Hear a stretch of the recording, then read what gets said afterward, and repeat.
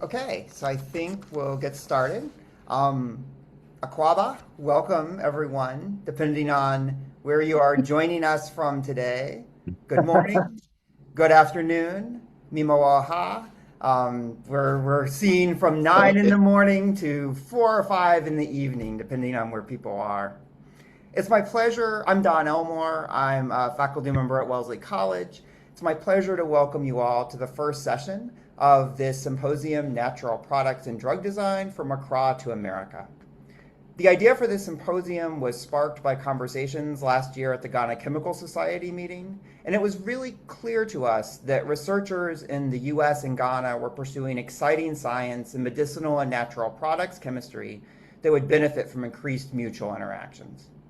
So we envision these virtual events as one way to help build out those international connections. I want to take a moment to thank the Hillary Rodham Clinton Center at Wellesley College for serving as the virtual host for these events, and for the Ghana Chemical Society for serving as a co-sponsor. The American Society for Biochemistry and Molecular Biology has also graciously provided additional publicity supporting these events. I also want to recognize especially the efforts of Juanita Limas, Lawrence Borquay, and Michael Mensah, who I'll turn it over to in a moment, for all of their work helping to coordinate these events. So today it'll be our pleasure to host two speakers.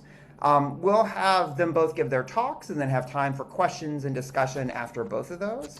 And for now, I will turn it over to Dr. Michael Mensah from Kwame Nkrumah University of Science and Technology and the Ghana Chemical Society to introduce our first speaker. Please, Michael. Hi, everyone. I'm super excited to introduce our first speaker for this made in Accra to Kumasi. So Accra to America. Sorry about that. And I'm very happy to read a brief profile of Prof. Isaac Asiamah. He is a medicinal chemist and a drug discovery scientist. He holds a BSc in chemistry from the University of Cape Coast, an MSc in pharmaceutical chemistry from KNUST, and a PhD in pharmacy, specializing in medicinal chemistry and drug discovery from the University of Massachusetts, Canada. His research focuses Saskatchewan. on medicinal chemistry. Oh, sorry, Saskatchewan. So fine. I'm not very familiar with this, but um, his research focuses on medicinal chemistry, natural products, and the discovery and development of novel small molecule therapeutics. I'm happy to and very glad to introduce you to Professor Isaac Asiamah of UCC and also a member of the Ghana Chemical Society. Prof, you have the floor. Thank you very much, Michael. I hope next time you do this, we need to do a practice pronunciation so that you can say Saskatchewan. Saskatchewan. Say after me.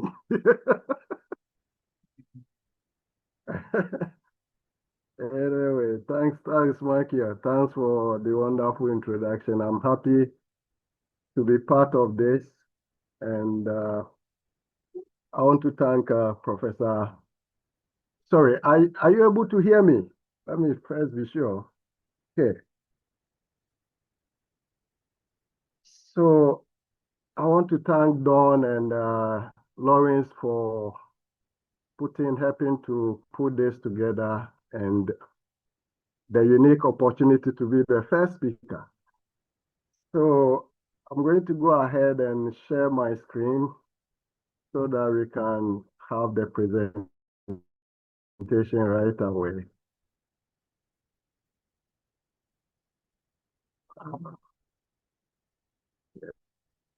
Share. Okay. Are we able to see my screen? It does work, yes. It's showing. Okay. Hope all participants are able to see the screen. All right, so for the first presentation, I chose this topic because my group has been doing some natural product work, and I had a PhD student working on this project. So when the call came up, I saw it as a good opportunity to let others know about what's happening in our lab. So in the next 20 minutes, I'll talk about how we are exploring West African medicinal plants as sources of anti-leishmanial drugs. So just a quick one, I can't do this without introducing you to University of Cape Coast.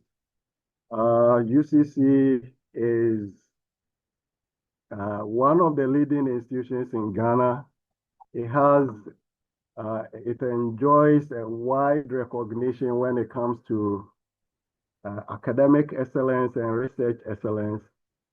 And for those reasons, because of our high research impact, when it comes to ranking, we are ranked as the best in Ghana and the best in the West Africa and 11th in Africa. And I'm sure Michael is not happy with that, but Michael, that's okay. You can be ranked better this time. All right, so let's move into leishmania. As you might be aware, leishmania is a parasitic disease and it's caused by over 20 species of leishmania. And one important thing that we need to make note is that socio-economic factors is a major driving force when it comes to risk factors. People living in poor areas of society are the most affected by the disease. When it comes to transmission, when you get a bite from an infected female sunflower, then you are likely to get the parasite introduced into your system. And it doesn't mean that everyone who gets the parasite will develop the condition, but those who do develop the condition are the cases we say that they have leishmaniasis. Now, in terms of manifestation, the disease manifests in 3 major forms. So the visceral leishmania is the most severe form of the condition, and the cutaneous leishmania, more common, it affects the skin. People develop skin cancers and lesions, which leaves permanent scars on the body. And then the other form, which is the mucocutaneous one,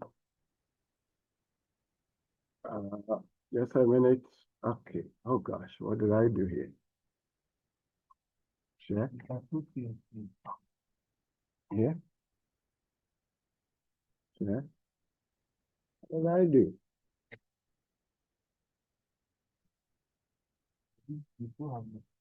You still have my screen on there. Except that I don't. Yeah. Maybe there. Yeah. No? Okay. I don't see anyone again. That's okay. So, yeah.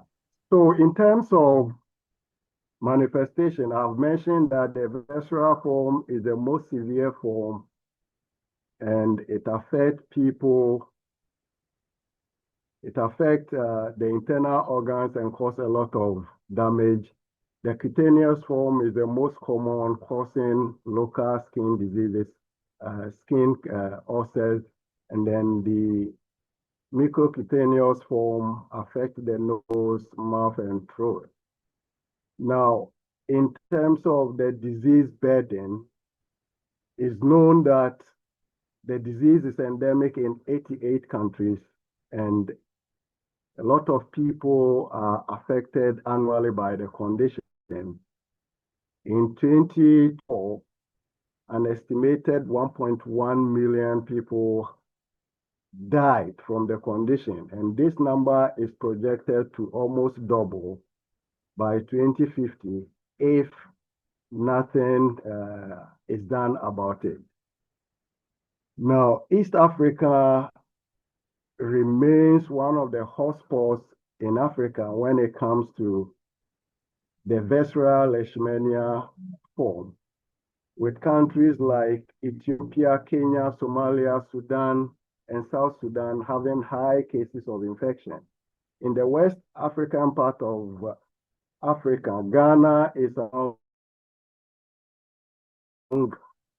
the countries which are most affected by the condition. In Ghana, if you look at the map here, what we do know based on studies around is that the Volta and then the northern parts of the country are the most affected part of the country. And the disease burden in Ghana is the cutaneous type of leishmania. Now, about a little over a decade ago, a colleague lecturer here at UCC and his colleague researchers were able to characterize a new causative agent of cutaneous leishmania. And this was taken from a sample from the Volta region. Now, when it comes to treatment, what we do know is that available treatments have a number of limitations, and this include liver and kidney toxicity. In addition, cost or affordability is an issue. Most of the people, the poor who are mostly affected by the condition are unable to afford their treatment. And a more worrying situation is the emerging trend of resistance. So all these challenges, all the challenges mean is that there's a need to continue research and find alternative and better treatments for the condition. This is where natural products offer hope. And this is because there's evidence in literature to suggest that a significant number of drugs on the market today have their origin in natural products. Now, when it comes to natural product-based drug discovery, those of us who are in drug discovery, you know that when it comes to decisions regarding selection of plants, you are either looking at traditional uses of a given plant as the basis of your selection, or sometimes you look at selecting plants from a family of plants which are known to have good medicinal properties. And then the third basis is where you observe a plant in an environment where other plants are not doing well, or the environment is such that you don't expect plants to do well, but yes, it's doing well there. Then you wonder, or you want to investigate that. But these are the three conventional ways that people, use to select a plant for their study. But, conventionally, drug repurposing has been used, and is being used to be able to find new applications for existing drugs. So we were looking at, can we apply the same thing to plants? Can we repurpose plants also for different conditions? Now, in 2023, my group published a paper where we discussed ways of incorporating computational methods in natural product-based drug discovery. And here we were able to show that if, for example, you created a library of natural products, phytochemicals, and you did your virtual screening, you use selection criteria and others, and look at which of the compounds that you dock, which of them were making the best interactions with your target, your protein target for the condition, you'll be able to make a decision based on that, make a decision of which plant to take and then do isolations on it and further do biological testing.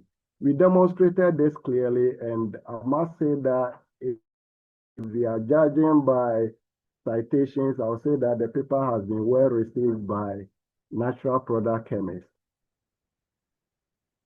Now we look at anti-leishmanial drug development, and we find examples of drug repurposing. These drugs over here, which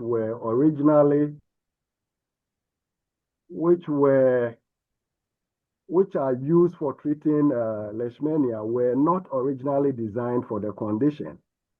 So conventionally, drugs have been repurposed for anti-leishmania, as anti-leishmania drugs. So why can't we do the same thing?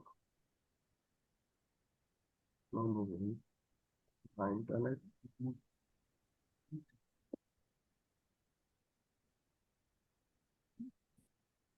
Is it? No, he's not talking about the front, he's talking about moving them. No. I'm not able to go to the next one.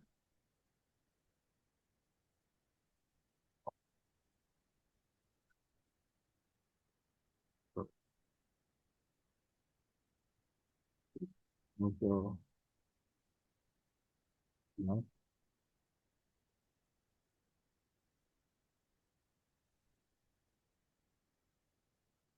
No. I'm sorry, my slides are not moving.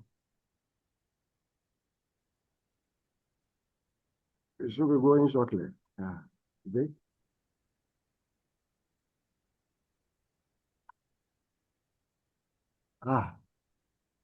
Now working, right? Use it. I want to go back.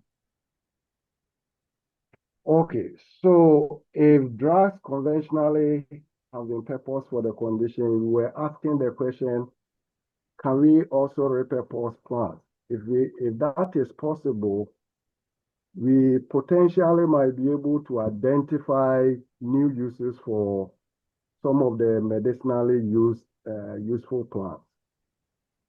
And for this particular project, we were looking at where to start from. So what we did was we looked at malaria parasite and compared that with leishmania parasite. And here we find that they are both caused by protozoan parasites. And both parasites depend on highly conserved metabolic pathways. So based on this, we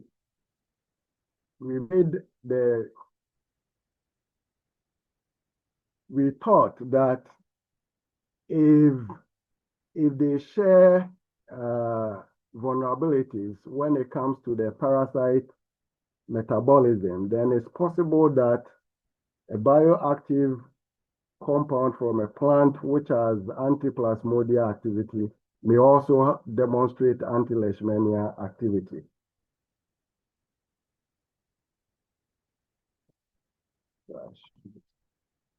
So we decided to select these two plants, Xanthoxylum riesta and Entandrophragma angolense. And the basis for selecting these two plants is because they both have previous use for treating malaria.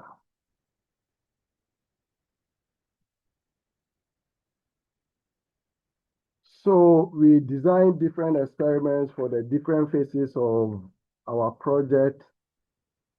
And when it comes to screening, phytochemical screening, we were able to identify different secondary metabolites in the two plants. And this was interesting to us because compounds coming from these classes of secondary metabolites have previous use as anti-leishmania agents. This works? Okay. So we went ahead to do extensive chromatographic separation, and based on that, we were able to isolate these compounds. We had 6 compounds from the xanthosylum resa, and then one pure compound from Entandrophragma angolensis. So we went ahead to do characterization, and we were able to characterize these compounds from the plants.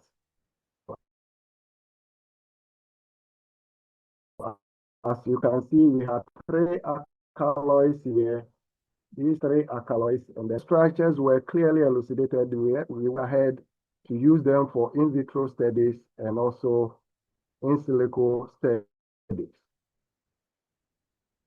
Now, this graph shows you that the DMSO, which was used as the solvent, had no effect on the viability of the parasite, but the other compounds together with the standard,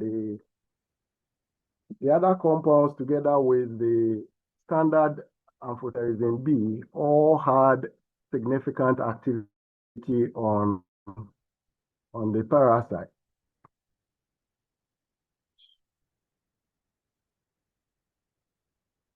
Now, this data shows that if you look at it carefully, these are the compounds from xanthosylum resa, and we see that they all show dose-dependent effect. They all inhibited the parasite in a dose-dependent manner. And if you look at the compound ZRO2, you find that the level of inhibition here was comparable to the standard amphotericin B. Now, in the case of the Entandrophragma angolensis, what we find is that the crude extract rather had better activity than the pure compound we isolated. And this is not uncommon.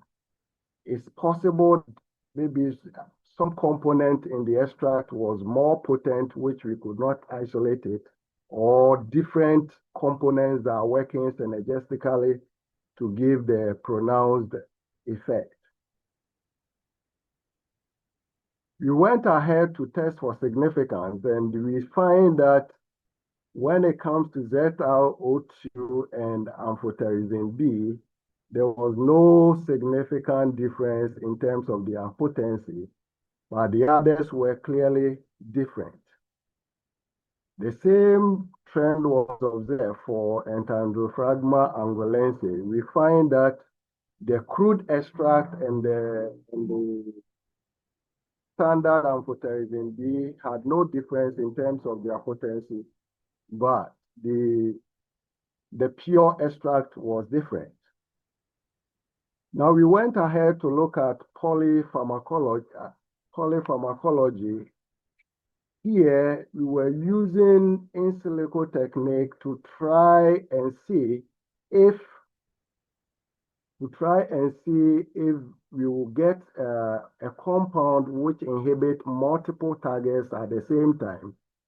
So if you look at it, we carefully selected our targets so that the targets we are working with had similar mode of action compared to standard drugs which are already used for treating the condition.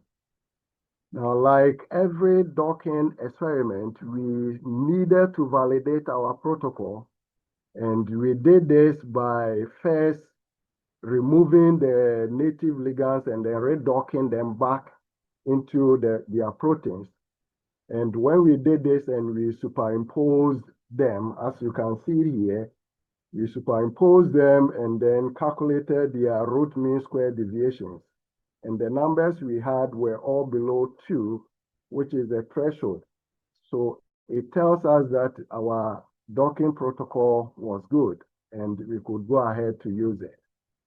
Now, when we did the docking, as I have already mentioned, our goal was to find a compound which can inhibit multiple targets at the same time.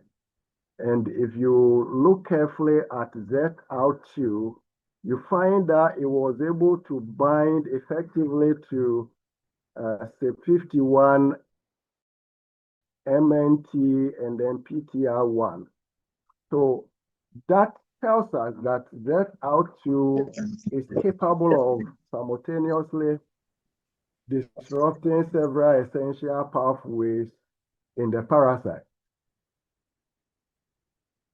Now, we went ahead to evaluate our compounds for physicochemical properties, and this is based on prediction. No wet experiments were done here. We predicted these properties to help us assess their suitability as lead candidates. And as you can see from the numbers here, all the compounds had numbers which obeyed the Lipinski's rule of 5 and then the Weber's rule.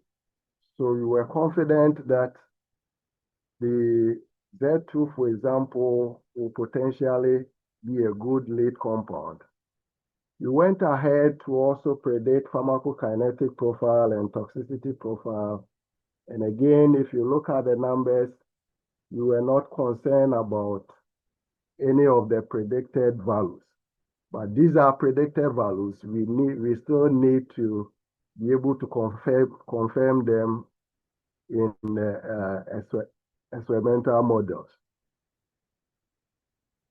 Now, to conclude, I would say that we have been able to isolate and characterize these two alkaloids, the acridine alkaloids, for the first time in Xanthoxylum resa. And this tells about the expanding chemical profile of the species. And it suggests that we should probably do more work and find more unidentified compounds from that plant.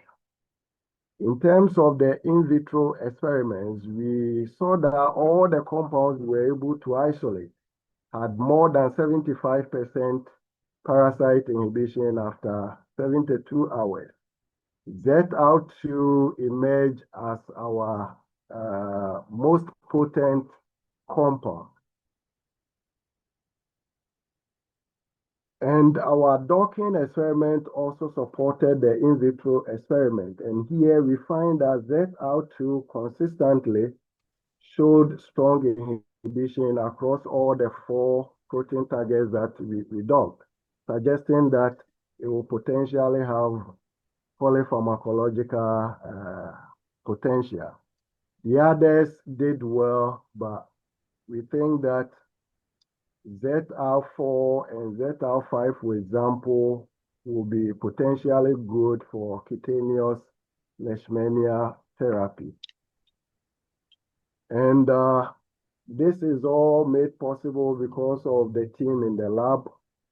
The young man here is a PhD student behind the work, and he's here with me. If you ask me questions I don't know, he'll be here to answer them. And these other people are all in the lab helping with different things. We are grateful. We are grateful to UCC colleagues at my department, KNUST Central Lab. This is where we did the NMR work. And my colleagues at Labospheres in Switzerland, they did the high resolution mass spec determinations for me. My colleagues, my partners in the Ghana Drug Discovery Hub have all been very supportive. And here I have to single out Professor Bokwe's lab and Professor Mewu's lab for all the support they keep giving to my lab. With that, I want to thank you all, and if there are questions or further discussions, I'll be happy to answer them. Thank you. Thank you. Thank you very much. So, as I mentioned earlier, we will hold for now questions and discussion till after both of the talks. Welcome to Great. those of you. I see others have joined into the session. So, welcome to many of you as well. But that was a wonderful start to this. So, we're going to switch now. And it's really my honor for the second talk to introduce Professor Elizabeth Boon. So after beginning her chemistry studies at Kenyon College, Professor Boon continued to the California Institute of Technology, where she earned a PhD in chemistry. So I happened to overlap with her during her time at Caltech, and I can definitely say that her strong intellect, scientific insight, and dedication were clear to all of us.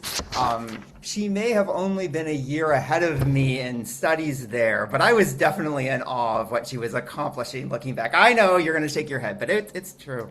So after her time at Caltech, Professor Boon completed a postdoc at the University of California, Berkeley, before beginning her independent career as a faculty member at Stony Brook University, where she is currently professor of chemistry and the associate dean of the graduate school.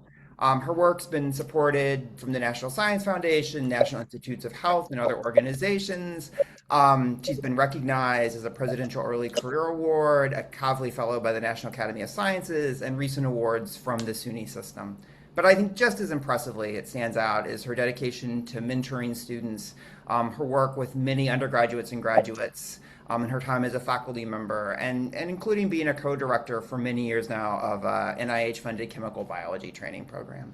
I could go on more. I won't, because I want to hand over the session to Liz to tell us about the wonderful work she's doing on virulence and biofilm formation in Pseudomonas. So I turn it over to a wonderful colleague, Liz Boon. Thanks so much. That was way too kind of an intro. I appreciate it. Before I start, can you guys see my screen and hear me and all that? Okay, wonderful. So Yes. yeah, I'm really excited to be asked to give this seminar. So my work, as you'll see, is maybe a little bit different than a lot of people that'll be speaking in this series. I'm not really a medicinal chemist. I'm not even really an organic chemist. And the farther I've gone in my career, the more I've sort of walked towards biology. But what I want to do is tell you about a system that we've been studying that we think is really important in biofilm formation. And so what I guess I'm doing is I'm laying the mechanistic groundwork for a signaling pathway that I think is actually going to be a really good drug target.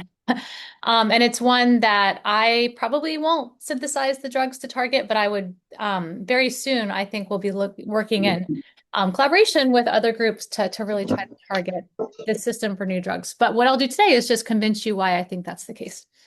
Okay, so yeah, like Don said, I'll be telling you about the work that we've been doing in my group for, I can't believe it, but almost 20 years now on trying to understand signaling pathways underlying biofilm formation and virulence in Pseudomonas aeruginosa.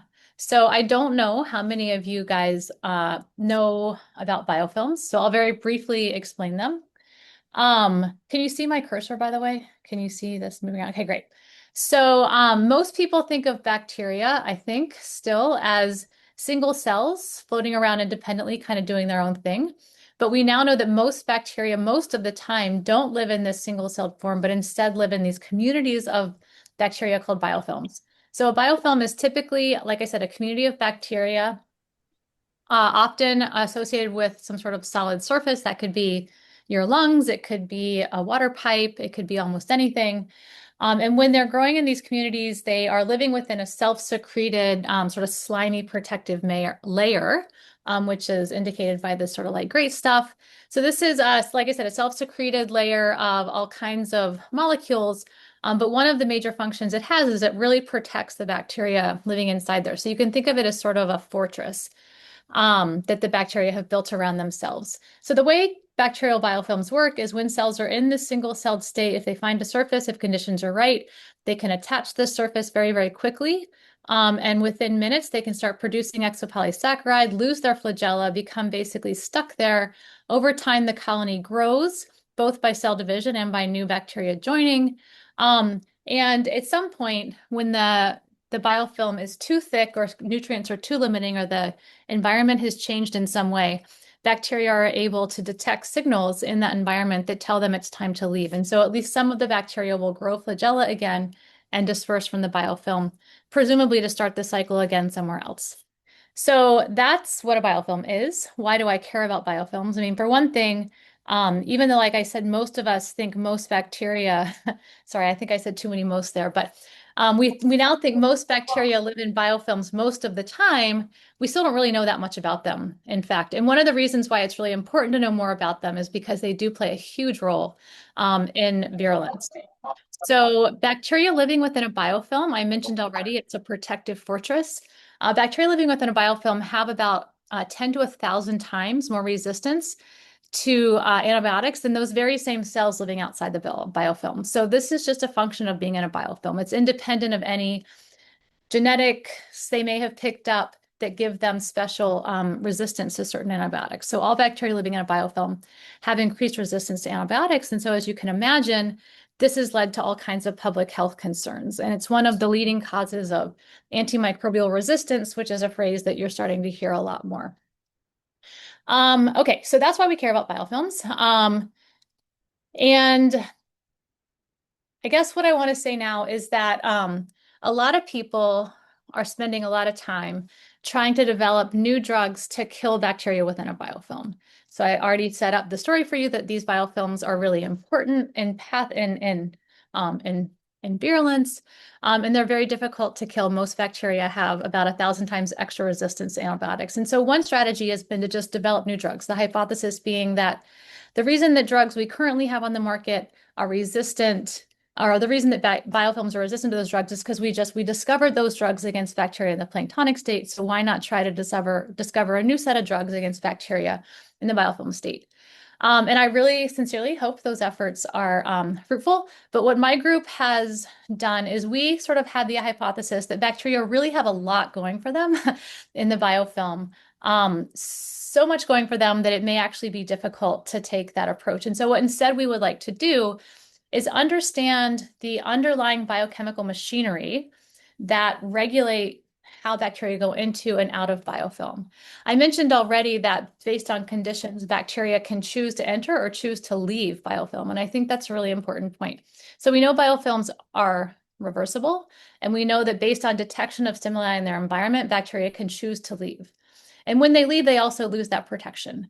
And so what my group is trying to do is understand what those underlying biochemical pathways are, what the signals are that trigger biofilm dispersal, and then take advantage of that in applications. And so one of the small molecules that we know does trigger biofilm dispersal in many, many bacteria is this small molecule nitric oxide. So this really simple diatomic gas molecule, bacteria read that signal as a reason to leave biofilm. And so we'd like to understand why. The model system that we focused on is Pseudomonas aeruginosa. Pseudomonas aeruginosa is a really important human pathogen. It's responsible for, at least in America, most hospital-acquired infections. It's a pathogen that most of us have encountered in our lives, and as long as we're healthy, we tend to be able to fight it off no problem.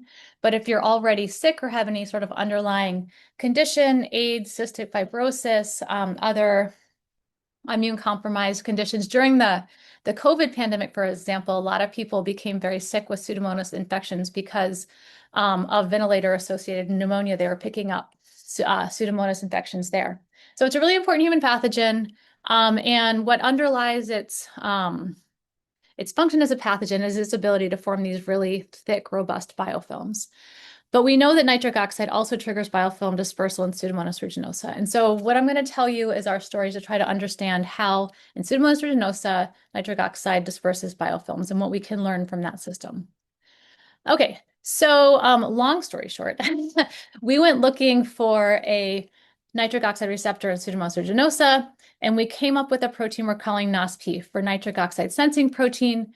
I show this slide mainly for my own self because just the day that we purified this protein for the first time and saw that it was a protein that looked like it could have a heme cofactor was a very, very good day because we had a strong hypothesis that this unknown, uncharacterized nitric oxide receptor would be a heme protein. And so we were super excited when we purified this protein. Sure enough, it is a heme protein. So it binds a heme type B, protoporphyrin type 9 cofactor where it can bind small molecule ligands like carbon monoxide, also nitric oxide, of course. I'm not going to go through the details here, but this is just some work we've done over the years to convince ourselves and hopefully everyone else that this protein has at least the right biochemical and biophysical properties to be a good nitric oxide receptor in bacteria.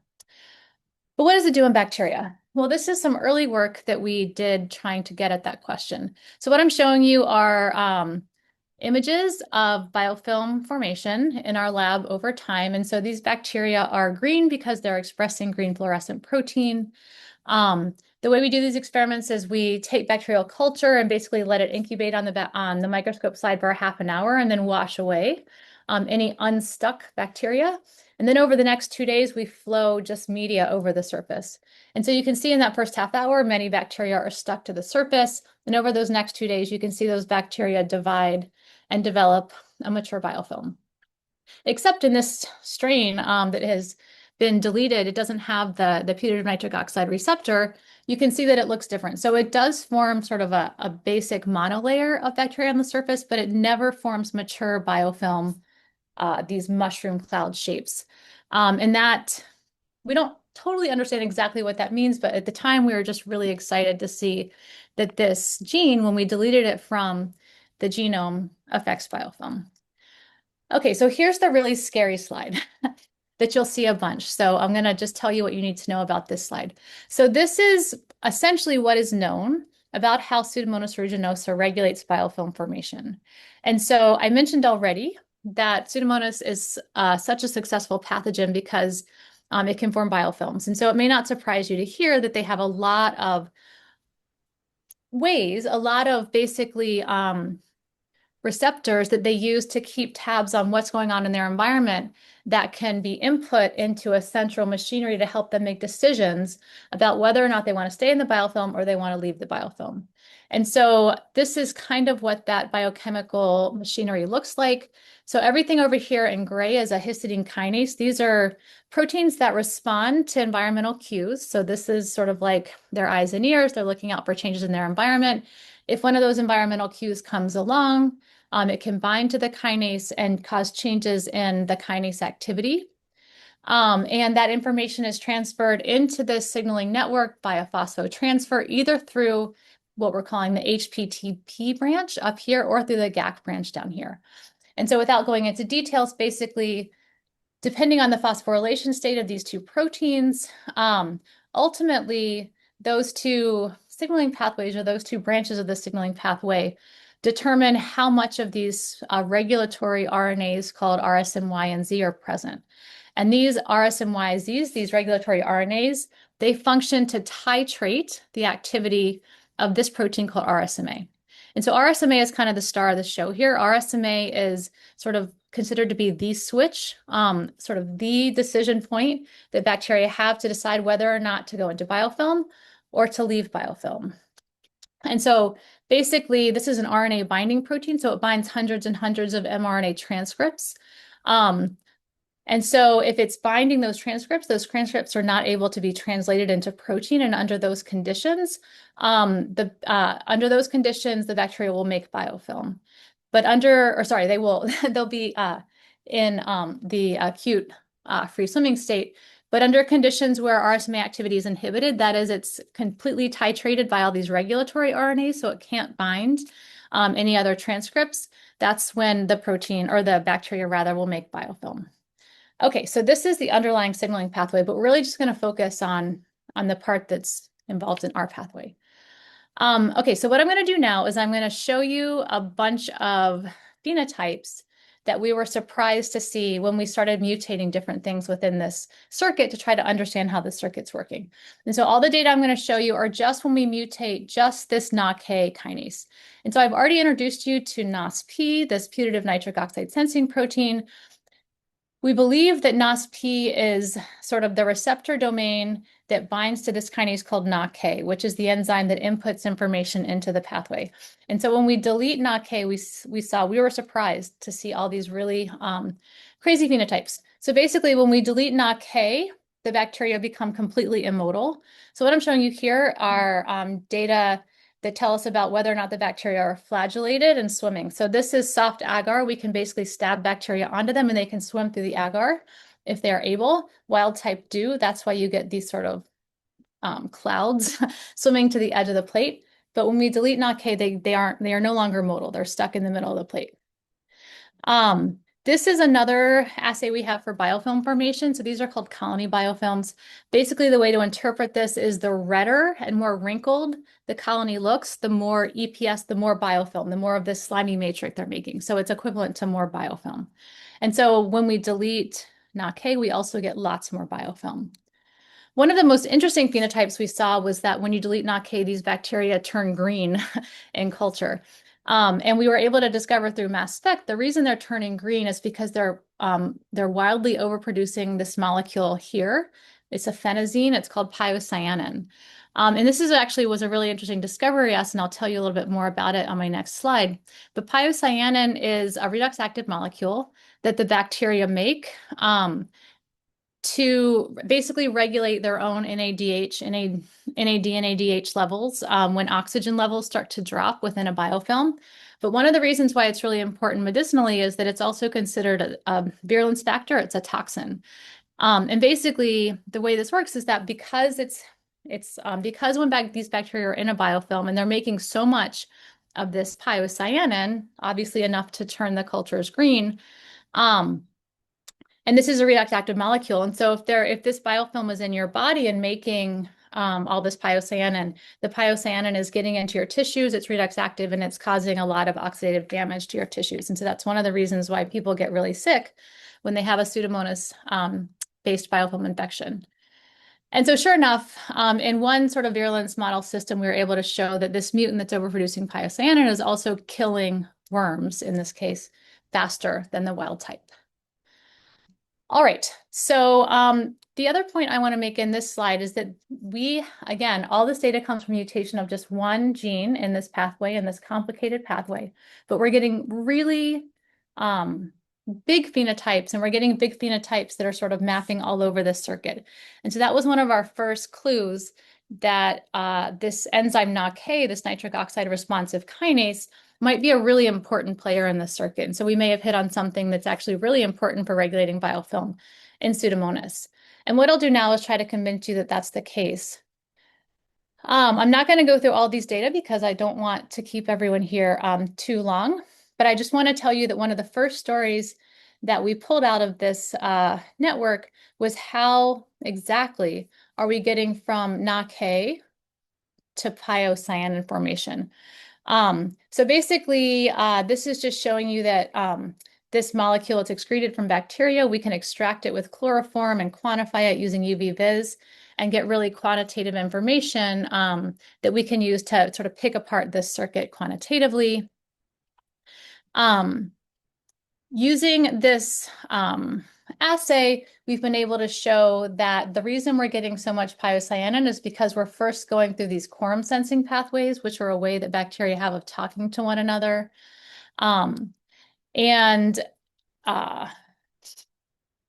We also know that the major reason we're getting so much piocyanin is because we're first overproducing a lot of this molecule called PQS. One of the reasons we know that is because this molecule M64, it's an inhibitor of PQS synthesis. And so when we add it to our cultures, you can see here the amount of piocyanin that NOT-K was making, it's now basically dropped to baseline. And so we know that when we're first getting a lot of piocyanin because we're getting a lot of PQS, which is coming through these quorum sensing pathways. So at this point, we were actually wondering if maybe the circuitry I had drawn out here was wrong. The reason we were thinking that is because we were having such big effects on PQS and piocyanin that it seemed crazy that there were all these steps in between. So we wondered if instead this molecule wasn't interacting with the circuit somewhere closer to PQS synthesis or to piocyanin synthesis. And so what we did was we compared our isogenic deletion mutant of NOT-K to an isogenic deletion mutant of RSMA. So remember I told you RSMA is sort of the star of the show when it comes to biofilm regulation and piocyanin. It's sort of the switch. It's the protein that makes the decision about whether or not to go into biofilm. And so one of the things that we were really surprised by and also very excited by was that when we compare our NOCK deletion to the RSMA deletion, they behave very similar. So our NOCK deletion strain behaves very similar to deletion of this major protein RSMA, this major regulatory protein in our in Pseudomonas. So you can see whether we're looking at colony biofilms, whether we're looking at this bacterial swarming assay, whether we're looking at colony biofilm formation, whether we're looking at piocyanin production or PQS production, NOCK appears to phenocopy RSMA. And in fact, not only does it phenocopy, it also to a large extent genocopies RSMA. So what I'm showing you here are comparisons of RNA-seq data that we compiled from our delta NOCK and our delta RSMA strains. And it's a little bit complicated. It's not all that hard to understand, but it takes a while to explain. So I'll just summarize and say that what these data are telling us is that not only does delta NOCK phenocopy RSMA, but it genocopies it. So essentially, delta NOCK and delta RSMA are up and down regulating the same proteins and to approximately the same amount. And so this was a really interesting discovery for us, and it indicated that NOCK is not just sort of one kinase within this complicated regulatory network, but it's playing a big role. It's playing an outsized role compared to what some of the other kinases are doing, which might, again, make it a really good drug target for regulating biofilm formation.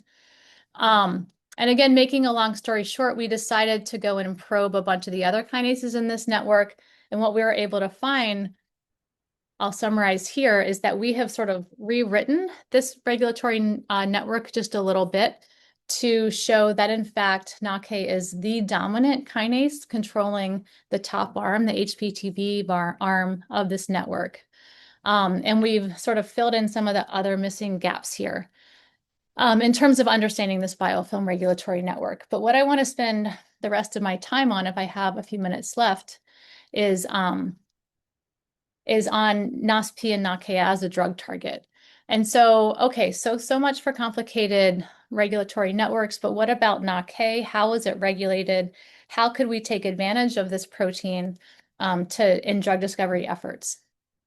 So this is a structure of NOSP, this nitric oxide heme binding protein.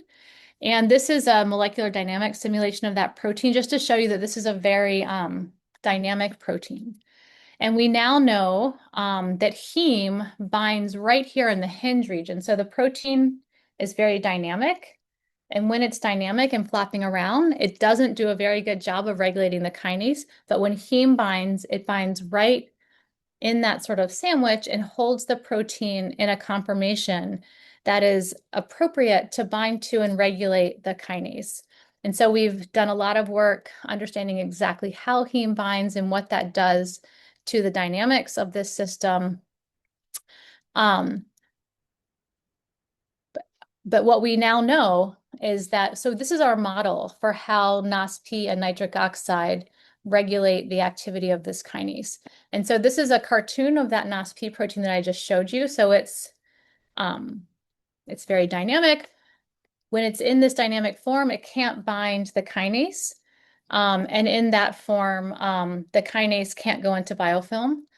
And then when heme binds, the protein snaps into a conformation. It's held steady by that heme binding molecule. It's held into a conformation that it can bind to the kinase, inhibit the kinase, and that's under those conditions that we get biofilm formation and that piocyanin regulation I told you. And what we now know, the newest part of the story, is that when nitric oxide binds, it breaks up one of those heme coordination sites and the protein goes back to being dynamic.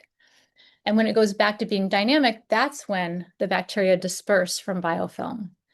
And so here's some data that support what I just told you, but I'll just end on this slide, which is giving you the whole picture of everything I gave you data for, some of the things that you'll have to trust me about data for, but I'm happy to share some of those papers if you like. And so basically, this is how we think that this system is working to regulate biofilm in Pseudomonas.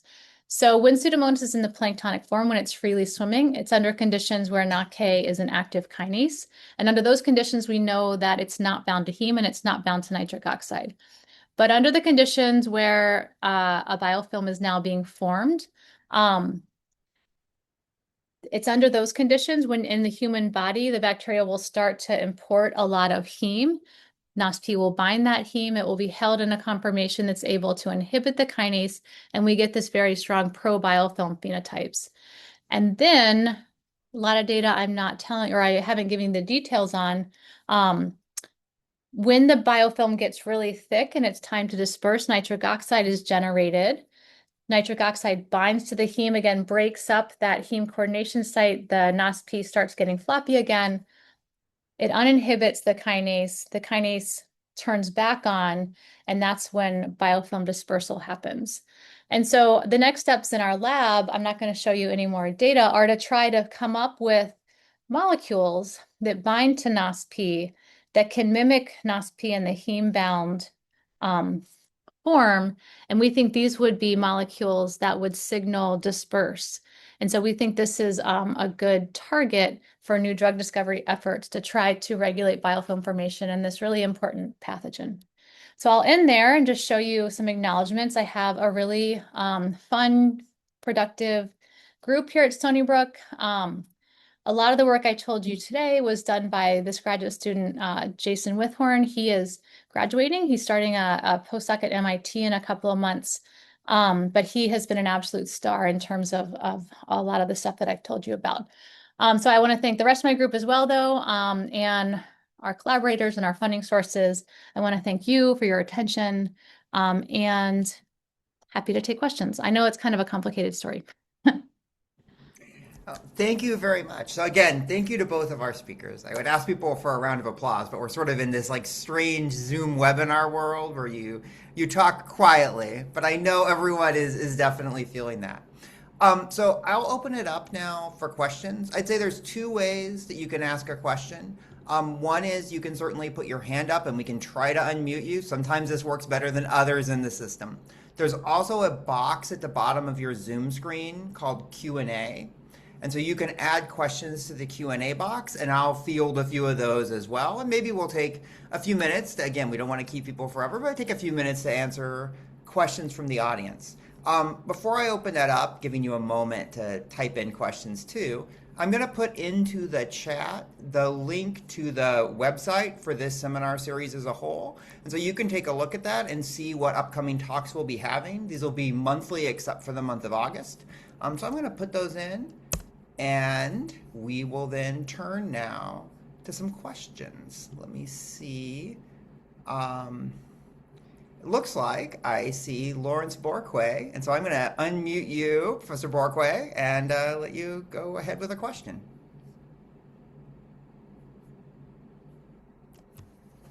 Hi, Don. Hi, Elizabeth. Hi, Isaac, and then Michael, and then everyone. I'm happy this thing has happened, and so thank you very much to everyone for all the works. I have a question for Prof. Asiamah. So you were looking at how multiple compounds or a single compound is inhibiting a number of proteins, and the concept of polypharmacology.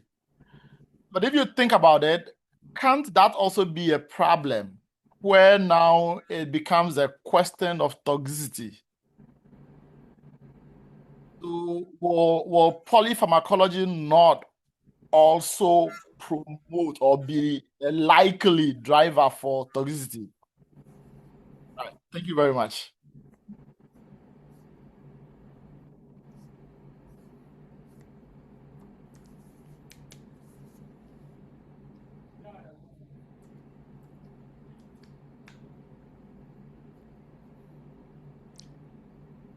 So Isaac, I just saw that you disappeared, so I don't know if there's an issue from your end. Do you have a thought? If you are there, the question, response or thoughts on Lawrence's question?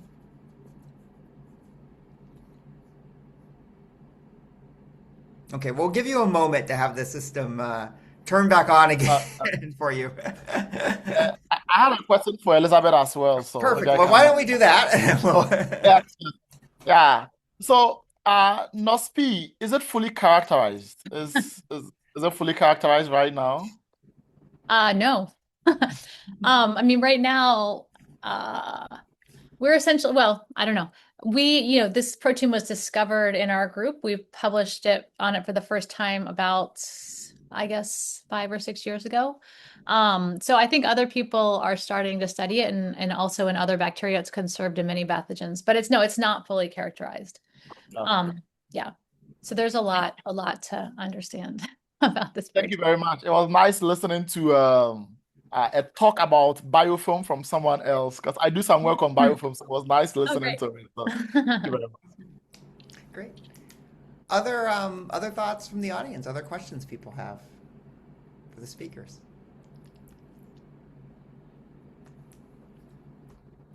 Yes. I see a hand. Let me bring us up. Yes. Eric, I believe. You should be able to unmute if you want to go ahead and ask a question. Hello, can you hear me? You're a little quiet, but yes. Thank you very much. Please, my question will be on the biofilm. Please, I want to know that with the dispersion of the biofilm, how long does it take? What I know is that after the dispersion, the microbes go and then form another biofilm again. So how long does it take for that another biofilm formation to occur, so that when you potentiate the dispersal, you can maybe inhibit them before they can form the another biofilm? Yeah, no, that would be the idea. I mean, in terms of how long it takes, I don't think there's, an answer. If they find another surface, another environment that looks really good to them right away, they can start forming a new biofilm right away. But the idea in terms of therapeutics would be, to, probably have already loaded up the person with antibiotics, even though they wouldn't be killing the bacteria in the biofilm, and then cause dispersal. So as soon as they disperse, you hope that the antibiotics start doing their job. Great. Thank you. And there have been studies that people have shown that adding nitric oxide to antibiotic treatment does improve outcomes. But nitric oxide is a difficult thing to drug generally. Wonderful. Let me go. Professor Osai-Safo, I think I've just given you permission to unmute, so please go ahead. Yeah, thank you. Nice talk from both of you. So Elizabeth, do all bacterial species form these biofilms? All bacterial species. Sorry, I'll let you finish. No, so that's my question. I want to find out whether they all do form biofilms. So I can't say conclusively that every species does, but we think most do, yes. It's a more important part of some bacteria's lifestyle than others, but yes, we think most bacteria are probably living in biofilm most of the time, as a general answer. Yeah. So one of my students wanted to run a bioassay, and we came across chlorhexidine as a standard. That is used in the bioassay. What do you know about this compound? Sorry, what compound? Chlorhexidine. Chlorhexidine. I don't think I know anything about it. You don't. Okay. I don't think I know anything about it. Okay. Sorry. That's fine. Okay. Yeah. Over. I'm done. Thank you. Great. Sorry. Thank you very much, Dorcas. Yes. I have a question from the chat, actually for you, Isaac. Mikhail is asking a question that they're especially excited by your research, and was just interested in whether you've considered essential oils, whether related to those plants or others, or if you had any thoughts on the use of essential oils in this type of work as well.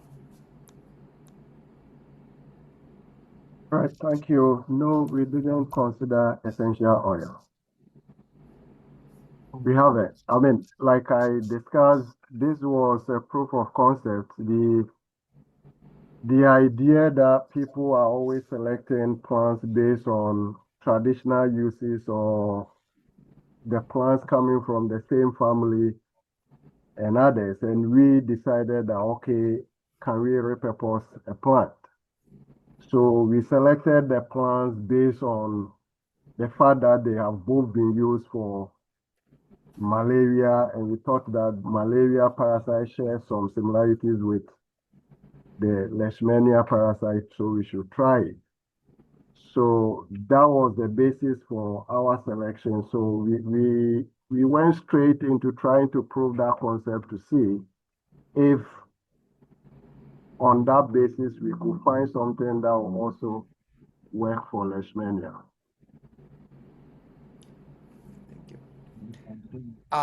And then there was also, Isaac, I think earlier a question from Lawrence Borquay about, and now I'm trying to remember the question from earlier. I don't know if you heard it when he asked No, it. we had challenges with internet, so at some point we're cut Yes. off. So, but I mean, Prof. Borquay, if you are still around, I'll be happy to answer your question. Let me see. I don't see him. I Well, go have ahead. a I think question for Isaac. Yes, Please, may please. I proceed? Yes, please. Please do, Dorcas. Yes, thank you. Yeah, so Dr. Asiamah, were you able to characterize your two acridone alkaloids, ZrO4 and O5? Yes. Okay, but you Conclusively. didn't disclose, did you disclose the identities in your presentation? I did. Or it's a secret? I mean, what do you mean by identity? Their names. I did at some point. Then I missed that. Okay. We use a code, but But this is a perfect moment for me to It was on the publicize slide. I that the didn't say recordings the for name, these but talks will be it was available shown. afterwards. So Okay. you will be Sure. able to see the information from earlier for everyone. All right. Thank you. I think we have time for one more question, so I'm going to allow one more person to unmute, and then we will close out. But let me go to, apologies, Patrick.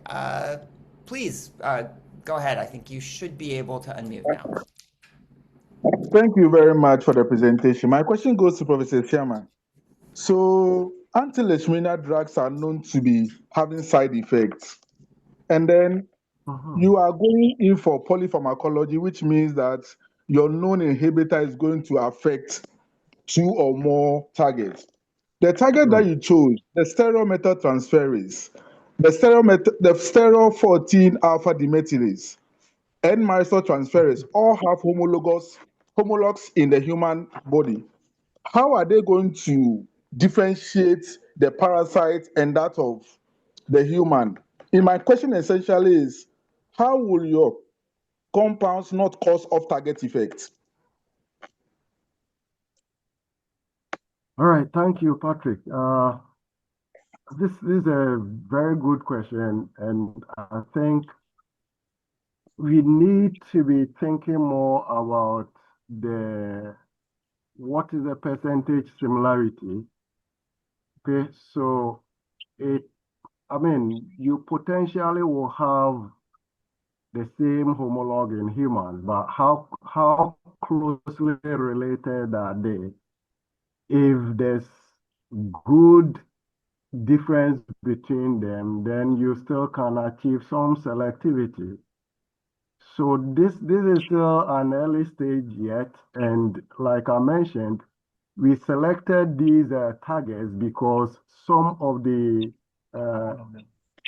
existing treatments are targeting these pathways. So we were looking at, okay, if they are targeting just a single protein, can we have something that targets more than one, so that the potential for resistance will be minimized? So yeah, we've been able to demonstrate it at this point that we have a compound that is binding to 3 of them at the same time, but we still need to do that final work. And like all drug discovery projects, you need to worry about off-target interactions. And I believe that going forward, we're going to look more closely to that and see how we can tune it not to solve one problem and cause a lot more others. Wonderful. Well, again, thank you everyone, both to our presenters. Again, thank you very much to both Liz and Isaac. It was wonderful to hear both of your talks today. To all of you who've shown up in the audience, it's been really great to see such a successful first time on this. And again, please be watching for the upcoming events coming, our next one in July. We're really excited to be presenting that as well. So have a good afternoon, have a good evening, have a good rest of your morning, again, depending on where you are. Madase, thank you very much for coming, and have a good rest of your day. Thank you. Thanks. Thank you. Thank you.